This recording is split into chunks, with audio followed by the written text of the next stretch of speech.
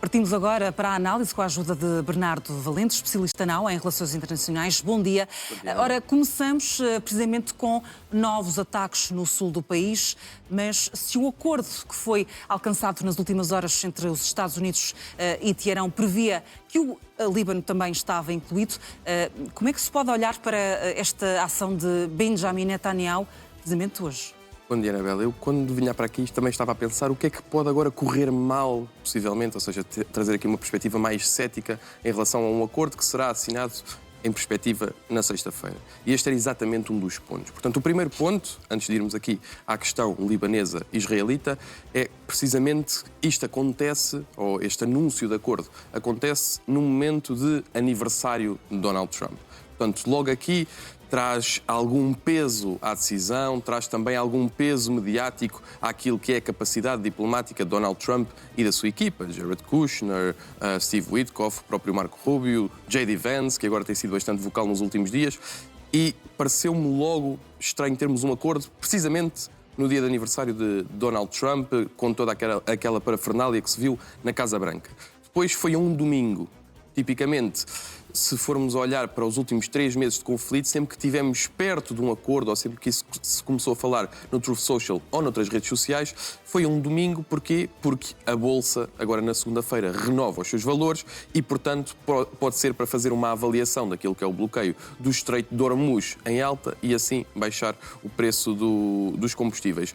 Depois, há esta terceira parte, e esta terceira parte é que é particularmente danosa, porque se o acordo realmente inclui Israel e o Líbano, portanto, todo aquele conflito que se tem desenrolado nos últimos 3 meses a sul do rio Litani, e que é um conflito que vem dos últimos 3 meses, mas é histórico. Portanto, estamos a falar de Hezbollah criado precisamente para criar a disrupção naquela fronteira com Israel, e Israel sempre com o objetivo também de criar uma buffer zone, de criar uma zona tampão, que é precisamente essa zona a sul do rio Litani que estamos a discutir aqui. Este é o terceiro grande problema para este acordo de paz, e um acordo de paz que será assinado apenas e só na sexta-feira. Portanto, muita coisa poderá acontecer até lá. Também terá sido por isso que não ouvimos qualquer reação por parte de Benjamin Netanyahu ou de Israel depois deste anúncio. Terá sido por isso também que já sabiam que esta ofensiva ia continuar e por isso não disseram qualquer consideração sobre o acordo? Claro, porque se formos olhar para aquilo que é a vantagem líquida de cada uma das nações depois deste conflito, bom, a grande vantagem para Israel é precisamente conseguir esta pequena expansão para o sul do Líbano. E, portanto, como dizia, é uma luta histórica que vem também com a criação do Estado de Israel e a expansão para o Gran Liban, que é aquela parte que era protetorado francês, que incluía tanto o Líbano como a Síria, a certo ponto. E agora, o grande objetivo de Netanyahu é conseguir, e sempre foi nos últimos tempos, é conseguir autonomizar estes conflitos. Portanto, encontrar um processo de paz no Irão, Estados Unidos, porque já se percebeu que até tem algumas desavenças com Donald Trump, e ao mesmo tempo conseguir um processo independente, que não seria necessariamente um processo de paz, no Líbano. Portanto, a grande questão aqui é se realmente temos um pacote de negociações, um pacote de cessar-fogo ou um memorando de entendimento que seja, que nos permita nos próximos 60 dias chegar a um cessar-fogo consolidado. Se isso incluir o Líbano, como é que ficará a relação depois, não só entre Estados Unidos e Israel, mas também as tensões na região entre Irão e Israel. E, portanto, o Irão muitas vezes poderá aqui alegar, se tivermos atenção, um pacote completo de negociação. O Irão poderá muitas vezes alegar, caso estes ataques continuem da parte israelita, que os Estados Unidos não estão a cumprir a sua parte do acordo, quando, na verdade, é Netanyahu que está a agir, bom, segundo a sua vontade e também um bocadinho, como já tínhamos falado aqui, um bocadinho também segundo as suas aspirações eleitorais. Portanto, temos aqui um problema no sul do Líbano que não será resolvido, até porque uma sociedade libanesa muito fragmentada, como sabemos, uma sociedade libanesa que começa a falar do federalismo assimétrico, portanto, da possibilidade de termos várias regiões a várias velocidades dominadas por diferentes líderes e por diferentes fações no Líbano, permite a que Israel, lá está, se consolide naquela região como tem feito até aqui, e que, como dizia, é a grande vitória líquida de Netanyahu neste conflito, num momento em que tem as suas aspirações eleitorais e jurídicas em cima da mesa. A propósito deste tema, vamos também adicionar outras informações, Bernardo, até porque Donald Trump descreveu ontem, em algumas entrevistas que foi dando a alguns meios de comunicação norte-americanos, que Benjamin Netanyahu é uma pessoa difícil e disse também que deveria estar muito grato aos Estados Unidos. Em declarações ao The New York Times, o líder norte-americano criticou duramente o primeiro-ministro de Israel por ter ontem lançado novos ataques contra Beirute, o que praticamente inviabilizou um acordo final. Ameaçou também retomar os ataques ao Irão, caso as duas partes não cheguem a um acordo final sobre o programa nuclear de Teherão. Trump insiste que foram os ataques com mísseis e bombardeamentos contra o território iraniano que levaram à aceitação do acordo.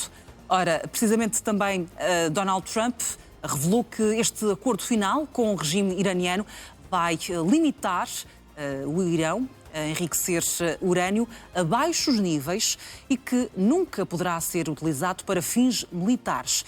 Segundo o The New York Times, quando questionado sobre se este limite era o mesmo do acordo da era de Barack Obama, Trump limitou-se a dizer que o novo acordo iria garantir que o Irão só pode enriquecer urânio para fins não militares para sempre.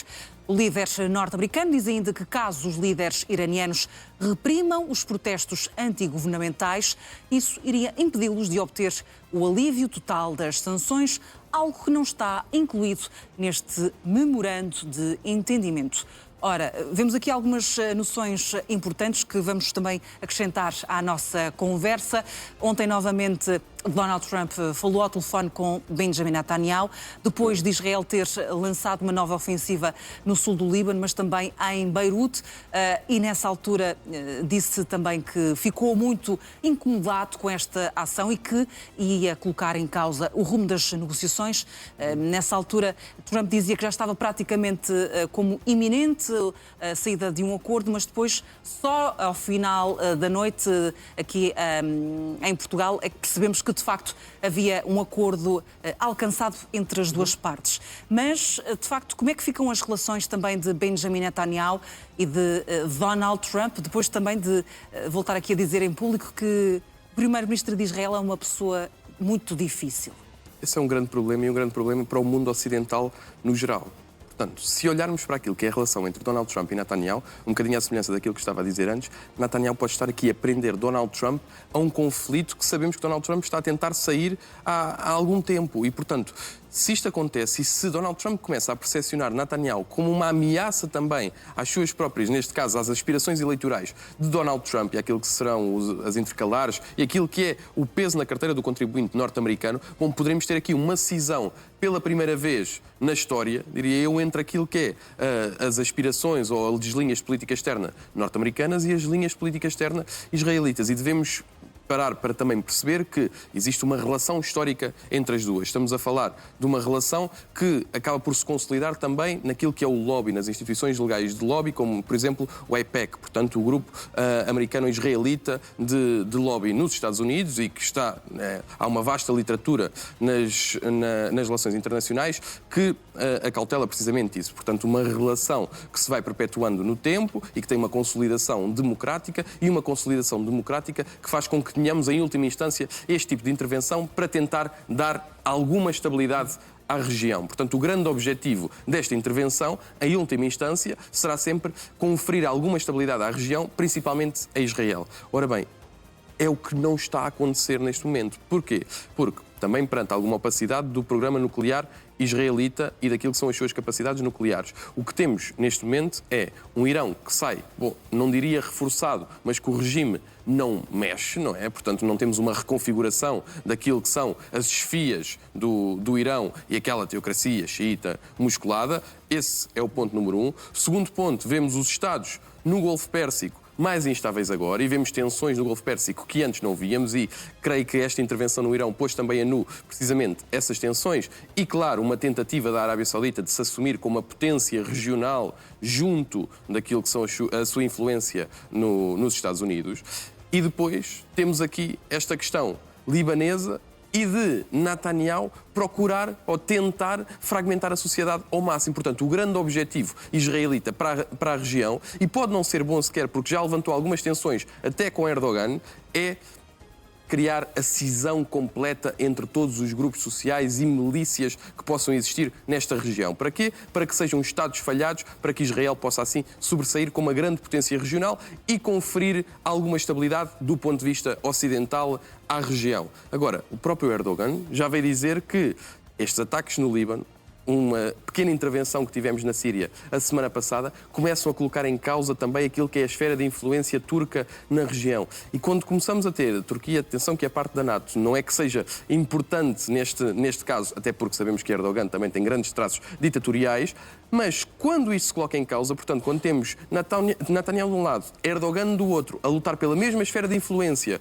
com o Irão também na região com fortes interesses, percebemos que a paz na região não está para durar e, se era instável já esta região antes da intervenção dos Estados Unidos no Irão e de Israel no Líbano, neste momento ficou ainda mais instável, até com esta escaramuça entre Erdogan e Netanyahu, sabendo que o próximo governo que vier israelita pode vir destas bases mais ultraconservadoras, dos estudos talmúdicos, e aí teremos provavelmente uns avanços mais musculados no terreno por parte de Israel. Muito bem. Nós há instantes estávamos também aqui a mostrar alguns dos principais pontos que vão constar neste memorando de entendimento que vai ser assinado na Suíça na próxima sexta-feira, e eu pedia também que a nossa realização voltasse também a colocá-los para irmos dissecando aqui alguns pontos principais. Mas um dos pontos essenciais é efetivamente a reabertura do Estreito de Hormuz de forma total a todos. Portanto, isto significa também que os Estados Unidos vão retirar o bloqueio que têm neste momento aos portos iranianos. Certo. Portanto, o que temos aqui é uma reabertura do Estreito de Hormuz completa e de efeito quase imediato, um bocadinho ao contrário daquilo que o Irão tentou nestas negociações, foi precisamente tentar não uma abertura completa e de imediato, mas sim uma abertura paulatina, muito também com base naquilo que era a permissão de entrada a Estados amigos do Irão, aliados do Irão. Portanto, o que temos é a possibilidade de termos esta abertura completa. Uma abertura completa que, por um lado, será fantástico para a economia global, porque sentimos nos últimos 3 meses aquilo que têm sido os efeitos do encerramento do Estreito de Hormuz e até da possibilidade do Irão controlar o Estreito também de Bab el-Mandeb no Mar Vermelho, através dos Houthis. Agora, a redução das sanções, estamos a falar de um processo histórico que impactou bastante a relação de confiança entre Estados Unidos e Irão.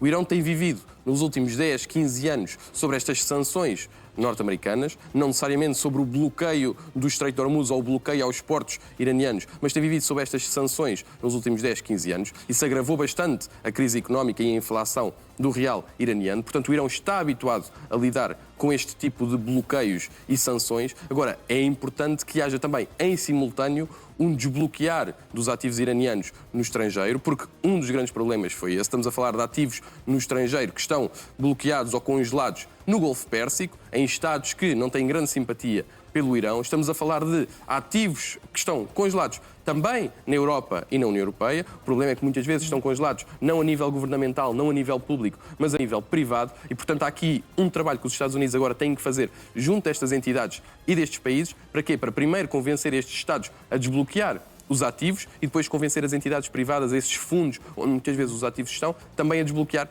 esses mesmos ativos. Portanto, há aqui um trabalho diplomático norte-americano que é preciso acautelar nos próximos dias ou nos próximos meses para voltar a dar um novo fôlego, ou pelo menos é essa a tentativa da Guarda Revolucionária Iraniana e do regime, para que tenham um novo fôlego económico perante as condições de vida iranianas ou da população iraniana que se tem deteriorado bastante nos últimos anos.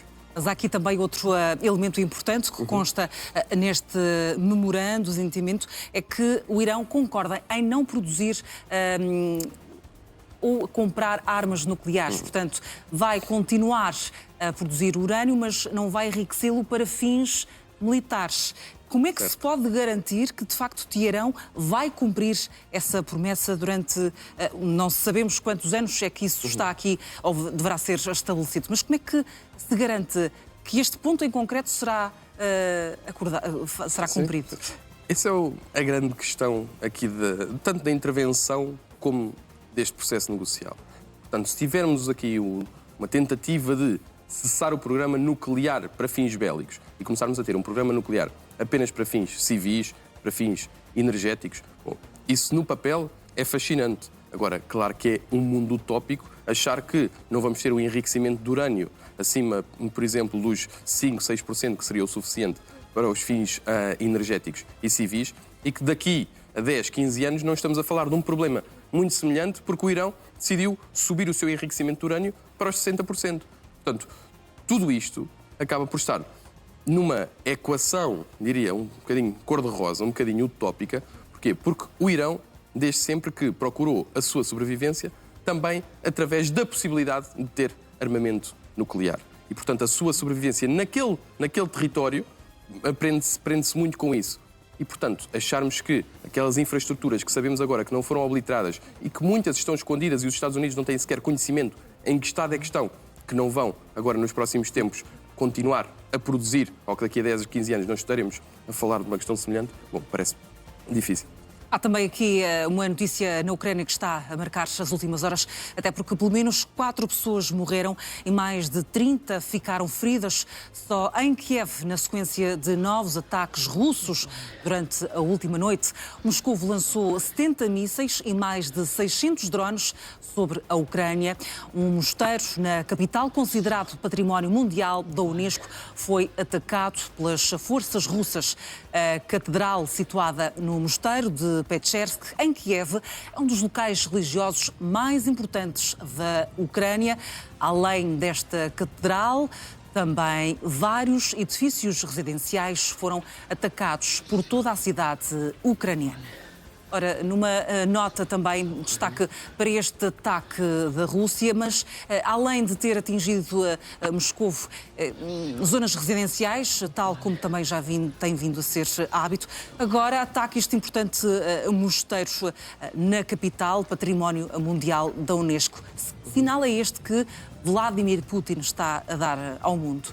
Primeiro, é um sinal da erosão do direito internacional, erosão daquilo que são as agências das Nações Unidas, criadas precisamente para a proteção deste tipo de património, e esse é o grande fator preocupante aqui. Depois, marca de alguma forma uma transição naquilo que temos visto no conflito nas últimas 2 semanas. Temos visto a Ucrânia avançar bastante, a Rússia com pouca capacidade de retaliar, sem ser um ataque muito específico com drones, um ataque que até aqui chamei na altura um ataque em desespero, portanto aquilo que se chama na estratégia militar um last-ditch offensive, para tentar ganhar alguma alavancagem diplomática. No entanto, parece-me aqui diferente, ou pelo menos uma mudança de estratégia. Este ataque ao património ucraniano, o que faz é precisamente erudir aquilo que é até o sentimento de pertença da população em relação ao seu território. Cria medo. Ataque à cultura também. Como sabemos, um ataque à cultura, um ataque à própria religião.